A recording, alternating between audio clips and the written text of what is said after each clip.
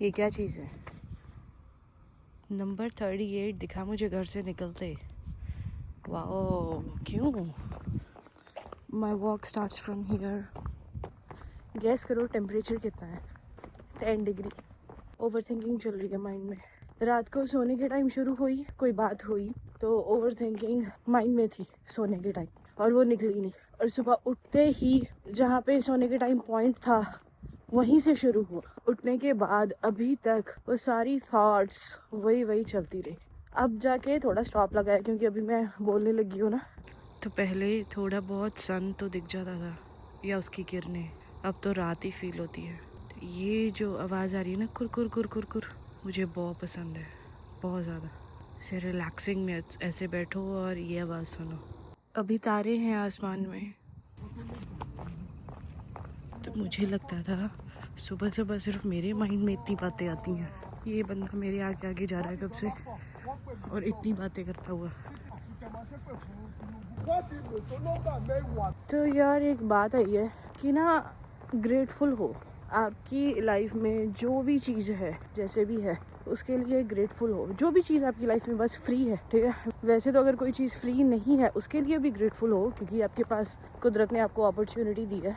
But जो चीज़ आपके पास है, सब चीज़ों के लिए ग्रेटफुल हो। और ग्रेटफुल होने का सबसे आसान तरीका पता क्या है? कि कैसे अपने आप को ये फील करवाएं कि हाँ हम ग्रेटफुल है।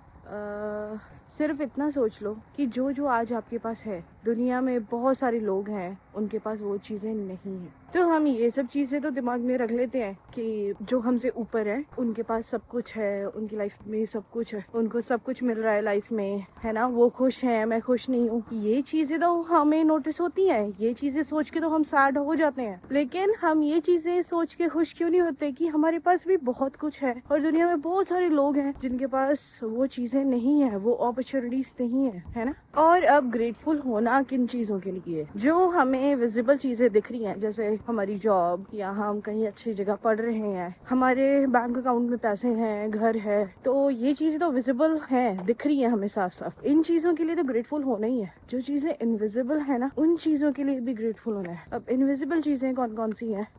जैसे आपके पास लोग हैं, कोई इंसान आपके लिए टाइम निकाल रहा है। टाइम आजकल किसी के पास नहीं है, और अगर किसी के पास टाइम है तो उस इंसान को होता है कि मैं एक्स्ट्रा आवर्स लगा लूं, अर्निंग कर लूं। तो काइंड ऑफ फ्री का टाइम किसी के पास नहीं है। या उस इंसान को होता है कि मैं थोड़ा रिलैक्स हो जाऊं, अपने साथ टाइम बिताऊं। अगर कोई इंसान आपके लिए टाइम निकाल रहा है, यार यू आर लकी। सीरियसली उस चीज के लिए ग्रेटफुल हो। दूसरी चीज, कोई आपके लिए खाना बना रहा है, उस चीज के लिए ग्रेटफुल हो।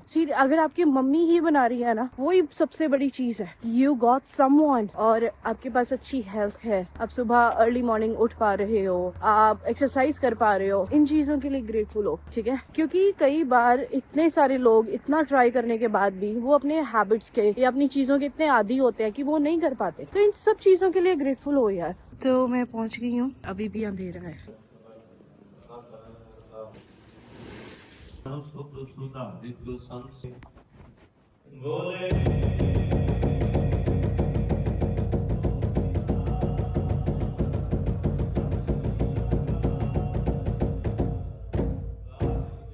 So I'm going home और सनराइज हो गया है, तो मैं घर जा रही हूँ। कैसी लग रही हूँ ना, अजीब। अच्छा लग रहा है अभी मौसम। तो लाखों लोगों के साथ अपने दिमाग में लड़के, कितनी बातें सोच के फाइनली अब मुझे नॉर्मल लग रहा है और मैं अब दुनिया देखने लगी हूँ। कभी कभी बहुत ज्यादा ओवर थिंकिंग हो जाती है। अच्छा लग रहा है अभी।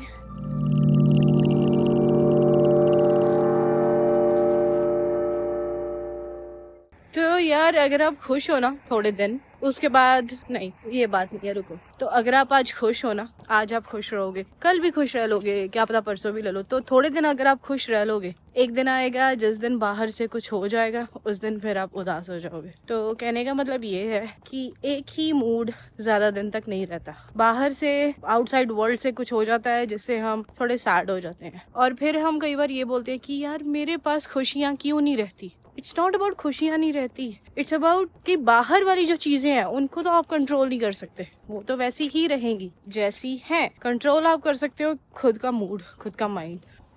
कैसी मैं बातें कर रही हूँ ना, जो कि सुबह सुबह जब मैं जा रही थी मैं खुद ओवरथिंक कर रही थी, बट इट्स ओके, मैंने खुद को कंट्रोल किया। तो सुबह जाते हुए मेरा मूड बहुत खराब था, मैं ओवरथिंक कर रही थी वो बस सैड। तो आते हुए तो ठीक है ना, कोई कोई टाइम होता था जब मैं पूरा पूरा दिन एक ही बात को पकड़ के सैड होती रहती थी, वही चीज पे सैड। तो जो बात है उस पे तो मैं ओवरथिंक करती थी और सैड रहती थी, उस वजह से जो बाकी रूटीन है या टास्क है, काम है, मतलब बाकी जो लाइफ है वो भी खराब होती रहती थी। तो कुछ और करने का दिल भी नहीं करता था, जिससे बाकी सब चीजें भी बिगड़ जाती थी। बट एटलीस्ट अब वो चीज नहीं होती, इतना ग्रो किया मैंने। अब मैं क्या करती हूँ, जिस बात पे मैं सैड हूँ या ओवरथिंक कर रही हूँ उसी इशू पे मैं रहती हूँ, उससे बाकी चीजें नहीं अफेक्ट होती। अब देखो, सुबह मैं जब जा रही थी तब मेरा मूड खराब था, अब जब मैं आ रही हूँ अब नॉर्मल हूँ।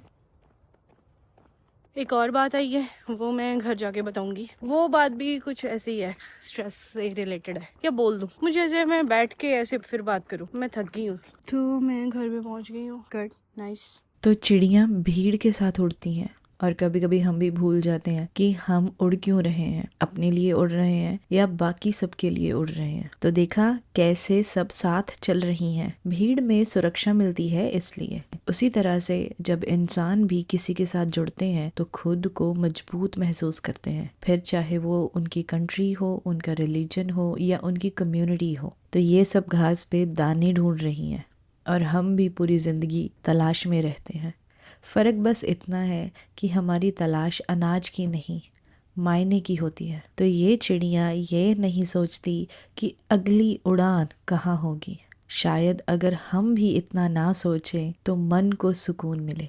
तो एक चिड़िया दिशा बदलती है और पूरे का पूरा झुंड उसी तरफ चला जाता है। तो साइकोलॉजी में इसे सोशल इन्फ्लुएंस कहते हैं एंड लाइफ इसे पीयर प्रेशर कहती है। तो ये सब साथ उड़ती हैं और साथ बैठती हैं। शायद असली बचाव ताकत से नहीं, जुड़ाव से होता है। तो सुबह सुबह ही इंसानों की तरह चिड़ियां भी भाग दौड़ में लग जाती हैं, क्योंकि उनको डर होता है कि वे भी पीछे छूट ना जाएं। तो ये सब बिखर जाती हैं, फिर से पास में आ जाती हैं, बिल्कुल इंसानों की तरह। इंसानी रिश्ते भी कुछ ऐसे ही होते हैं, उनको भी डर होता है हम दूर ना हो जाएं, ज़्यादा नज़दीक ना आ जाएं, फिर दूर ना हो जाएं। तो चिड़ियों की तरह बाकी और पंछी भी ऐसे झुंड में ही रहते हैं और बहुत कम पंछी होते हैं जो अपनी उड़ान अकेले चुनते हैं, क्योंकि आसमान हर एक का अपना होता है और बाज आसमान पर अकेला राज करता है। यही फर्क होता है भीड़ में रहने का या ऊंचाई से पहचान बनाने का।